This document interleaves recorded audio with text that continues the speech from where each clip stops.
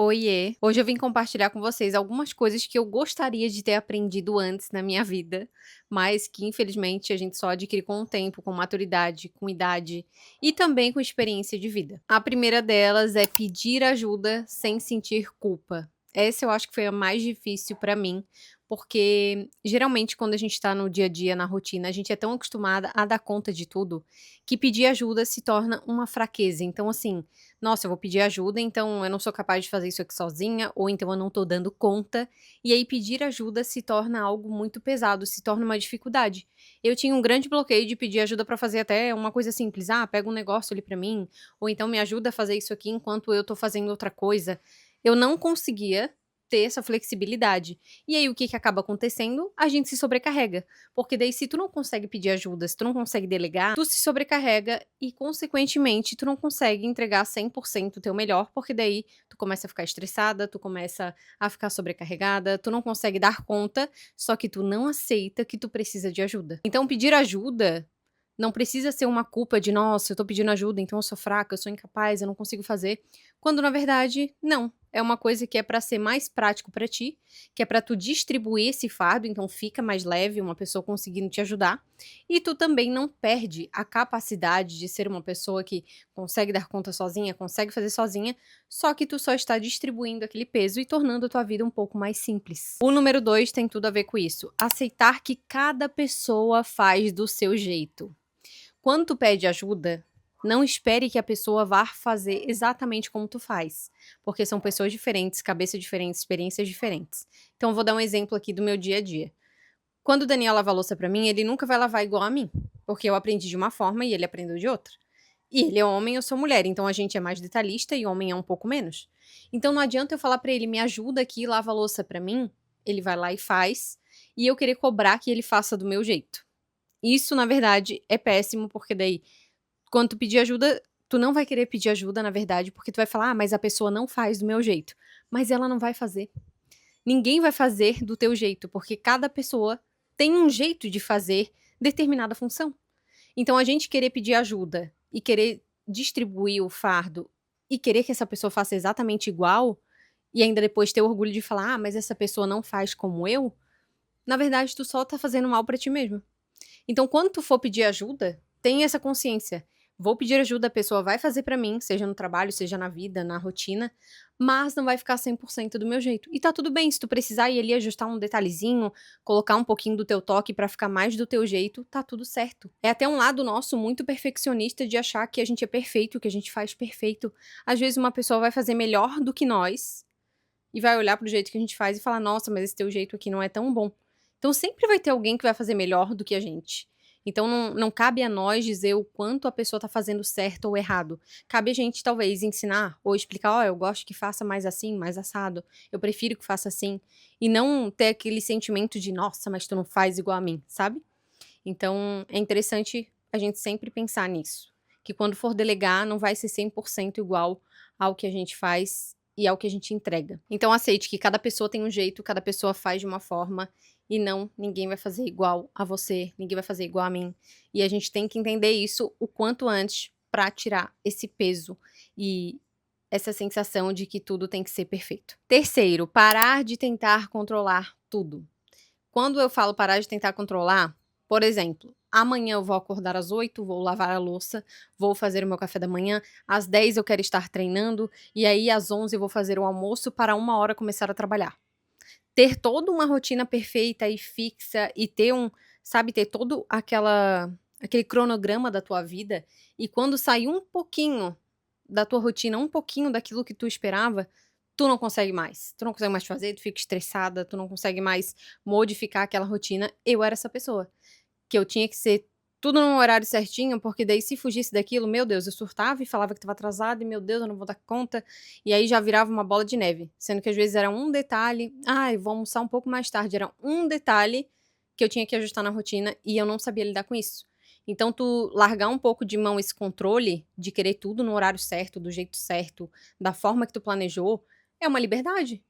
Porque se sair do teu controle, se sair do que tu planejou, da tua rotina, tu vai entender que, tá, hoje não deu muito certo, saiu um pouco do meu controle, mas eu vou tentar flexibilizar isso aqui, vou tentar reajustar para encaixar para hoje que não foi um dia que ficou exatamente como eu esperava. Tentar sempre ter esse controle de horário, de rotina, de tarefa, na verdade sobrecarrega, é um peso, é um fardo, é uma coisa que dá até um sentimento ruim.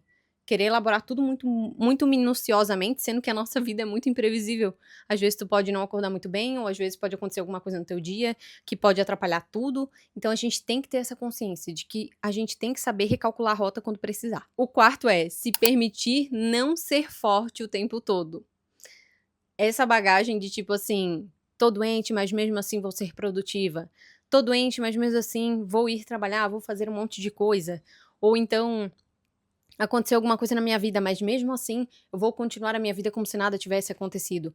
Essa sensação, essa falsa sensação de que tu é forte, independente do que aconteça, de que nada te afeta, de que o teu mundo não vai desmoronar nunca, que você é uma pessoa totalmente blindada.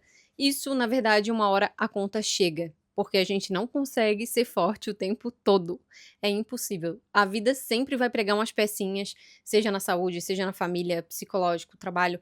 Alguma coisinha vai acontecer e vai ter momentos sim que tu não vai precisar ser forte. Tem momentos que tu tem que se permitir, hoje estou estressada, hoje estou triste, hoje estou cansada, se permitir sentir isso, sabe? Às vezes chegou do trabalho ou aconteceu alguma coisa, se permitir no final da noite poder ver uma coisa que tu gosta, fazer alguma coisa que tu gosta que possa te relaxar, para que tu consiga viver esse sentimento, para que ele não se acumule e seja pior depois, é uma coisa maravilhosa, porque tu não fica prisioneira de um sentimento de tipo assim: "Tô me sentindo triste, mas não posso ficar triste porque a minha vida continua". Não, tu tem que estar triste, tu tem que sentir esse sentimento, porque senão uma hora a conta vai chegar e tu pode ter certeza que vai ser muito pior e vai estar muito acumulado de tu ter guardado por tanto tempo. Vai ter momentos que a gente vai precisar sim, passar por cima disso, né, eh, a vida é assim mesmo, às vezes vai ter que trabalhar triste, vai ter que trabalhar quando acontecer alguma coisa na tua vida, mas em algum momento tu parar pra se permitir sentir aquilo. Porque a gente não é de ferro e, como eu falei, se tu deixar pra depois, uma hora vai acumular e vai ser pior ainda, e tu vai se arrepender de não ter parado pra sentir aquilo antes. E não tem nada de errado a gente sentir as coisas. Sentir tá triste, sentir tá com raiva, sentir tá feliz. Sentimentos são coisas que acontecem, que vão e passam. Então é importante tu vivenciar aquilo para que aquilo se cure o quanto antes, seja algo ruim ou seja algo bom. E o quinto e último, que é o meu favorito, acho que é um que eu trabalho até hoje, é ser firme sem deixar de ser doce, de ser feminina. Quando a gente fala em firmeza, em força, em aspectos desse tipo, a gente pensa o quê? Se eu tenho que ser firme, se eu tenho que ser forte, eu tenho que ser o quê? Eu tenho que ser séria, eu tenho que ser grosseira, eu tenho que ser firme na minha voz, eu não posso expressar muitos sentimentos. Só que, na verdade, a gente esquece que a firmeza de um homem e a força de um homem é diferente da mulher. Então, às vezes, tu precisa ser firme, mas tu não precisa ser grosseira, não precisa ser ignorante. Tu pode ser firme mantendo a tua feminilidade, mantendo a tua doçura, sabendo falar, usando as palavras certas. Que isso eu sei que é uma dificuldade da maioria das mulheres, inclusive eu. Que às vezes eu quero ser firme e eu acabo sendo ignorante. Então, a gente ultrapassa a firmeza e vai pra escala de ignorância. Então, é uma linha muito próxima ali, que tu pode errar e acabar causando uma impressão diferente ou causando, às vezes, até uma situação complicada por estar sendo ignorante e não firme. Inclusive, é até um tema que eu queria trazer aqui pro canal, que é uma coisa que eu trabalho muito em mim, que é a questão da feminilidade, que pra mim é muito difícil. Como eu venho de uma família que a minha mãe sempre foi muito independente, de fazer tudo sozinha, de não precisar de ninguém, esse lado feminino meu foi sempre muito difícil de ser trabalhado, porque eu sempre achei que eu tenho a capacidade de fazer tudo sozinha, eu consigo, eu não preciso de ajuda. Então, a certo modo, isso é bom, porque a gente se torna independente. Mas, se a gente for olhar por outro lado, a gente acaba sendo muito casca grossa. A gente perde muito esse lado da gente de mulher, de feminilidade, a doçura do feminino mesmo, a gente perde, porque a gente vai muito para um lado e pende o outro, sabe? Então, assim, eu sou muito forte, muito guerreira, muito capaz, mas o meu lado feminino fica lá embaixo. Então, a gente tem que saber dosar isso até certo ponto para que fique numa escala agradável. Que tu consiga ser, sim, uma mulher forte, capacitada, mas também que consiga ser feminina, ser doce, saber falar as coisas no momento certo, da forma certa.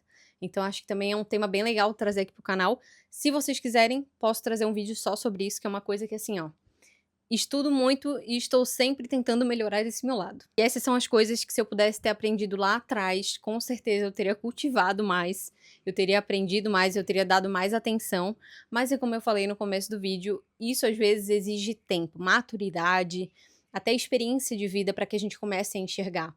Eu acho que a autoanálise também, da gente se analisar, nossa, nesse lado que eu tô ficando um pouco ruim, acho que eu não tô sendo tão boa. A gente começar a se analisar para entender o que está acontecendo na nossa vida, nos nossos sentimentos, nas ações que a gente faz no dia a dia é importante, porque assim a gente consegue entender aonde eu preciso melhorar e aonde eu tenho pontos fortes que eu posso aprimorar. E eu entendo também que todos esses pontos que eu citei são importantes para a maioria de nós, principalmente mulheres, né, que são eu falo muito da minha experiência, da minha vivência, e como eu sou mulher, eu consigo ter uma noção melhor do que outra mulher sente, do que outra mulher passa.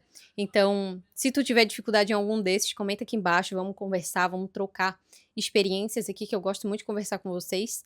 E também, se tu tiver dificuldade em algum outro ponto que tu queria ter aprendido antes, alguma experiência assim que tu percebeu, algum aprendizado que mudou muito a tua vida, deixa aqui embaixo pra gente conversar. Um beijo e até o próximo vídeo.